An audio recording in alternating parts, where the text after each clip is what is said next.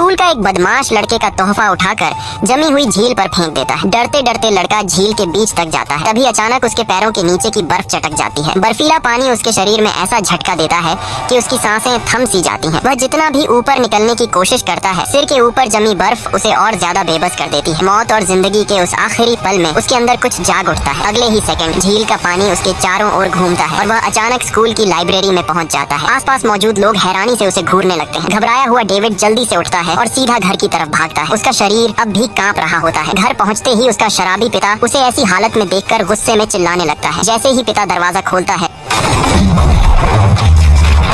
David पल भर में फिर से लाइब्रेरी में पहुंच जाता है। उसी पल उसे एहसास होता है कि उसके अंदर कोई बेहद अजीब और ताकतवर शक्ति जाग चुकी है। इसके बाद डेविड चोरी छुपे अपनी ताकत की प्रैक्टिस करने लगता है। शुरुआत में वह दूरी को कंट्रोल नहीं कर पाता, कभी ज्यादा दूर, कभी बहुत पास पहुंच जाता है, लेकिन लगातार कोशिश करते करते वह इतना सीख जाता है कि जहां उसकी नजर जाती है वहीं पहुंच सकता है। एक दिन वह मैगजीन में एम्पायर स्टेट बिल्डिंग की तस्वीर देख रहा होता है। अचानक उसे बचपन की याद आ जाती है जब उसकी माँ उसे वहाँ घुमाने ले गई थी, और उसी पल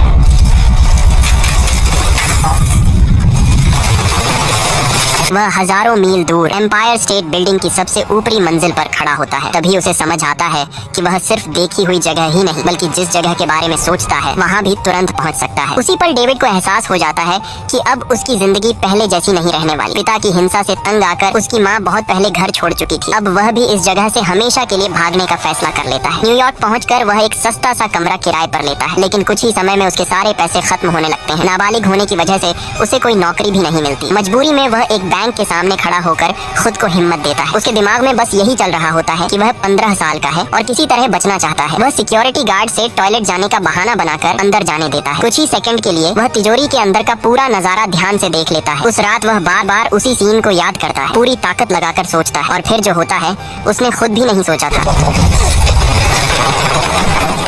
वह सच में बैंक की तिजोरी के अंदर पहुंच जाता है।